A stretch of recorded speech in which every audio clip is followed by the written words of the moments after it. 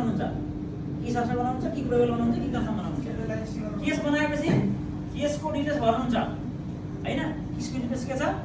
Case भयो, case person, hospitalisation, symptoms, अनि तपाईको के छ त? थेरापीहरु भयो, त्यसपछि कन्ट्याक्ट्स। यो रोगीको फेरि सम्पर्कमा आएको व्यक्तिको लिस्ट गरेर जानुहुन्छ। हो, एउटा मान्छेले यो काम गर्छ अनि उले आफ्नो रिलेको लट्ठी यहाँ केस बनाउनलाई दिन्छ। केस उनीहरूले सरर भरेर कन्ट्याक्टसम्म लिस्ट गर्छ अनि त्यो लट्ठी चाहिँ कसलाई दिन्छ? कन्ट्याक्ट ट्रेसिङ गर्ने मान्छे। बुझ्नुस् है? अनि कन्ट्याक्ट लिस्ट गरेपछि उले कन्ट्याक्ट ट्रेसिङ गर्छ। कन्ट्याक्ट ट्रेसिङ गरेर के गर्छ? त्यो कन्ट्याक्ट्सहरु सबैको क्लिनिकल एसेसमेन्ट गर्छ। यदि कुनै सिम्पटम्स देखेन भने तिनीहरु रिलिज हुन्छन्, जान्छन्।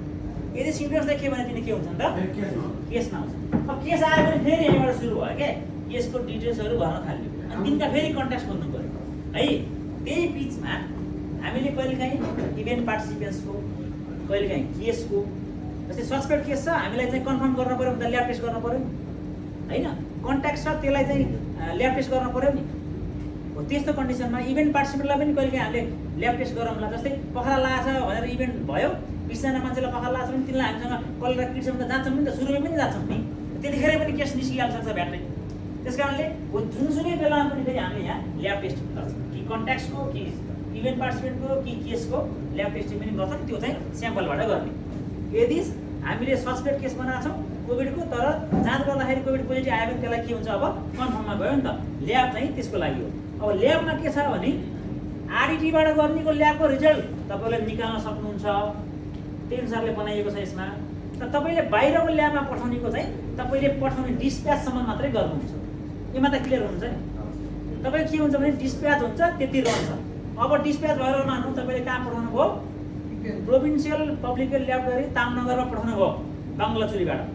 बङ्गलाचुरी हैन बाट पठाउनु भयो भने अब के आयो त? तपाईँसँग पठाएको सेन्टसम्म देखिन्छ, कहिले पठाएको भन्ने देखिन्छ। अब तपाईँले तामनगरले रिसिभ गर्यो भने नि तपाईँले फेरि केस खोलेर हेर्नु भयो, तामनगर रिसिभ गर्यो भने रिसिभ भनेर लेखिन्छ क्या, रिसिभ कहिले। अनि उसले के गर्छ? त्यो स्याम्पल चाहिँ कहिलेकाहीँ स्याम्पल तपाईँले ठ्याक्कै यति लिनुपर्ने, यति एमएल तपाईँले कम तान्नु भएछ भने उसले इनएडुकेट भनेर लेखिन्छ। त्यसको काम लागेन, फेरि निकाल्न पर्यो। अनि उसले एडुकेट छ भनेर राख्यो भने चाहिँ अब के भयो त? स्याम्पल चाहिँ रिसिभ गरेसम्म हामीले थाहा पाइयो। रिसिभ गर्छ, उसले टेस्ट गर्छ, कति घन्टा लाग्छ हैन? अब कल्चर भने 3-4 दिन लाग्ला, हैन भने तुरुन्तै आउला। उसले त्यो गरेर रिजल्ट राखिदियो भने नि भेरिफाई गरेर रिजल्ट राख्दा बित्तिकै के हुन्छ?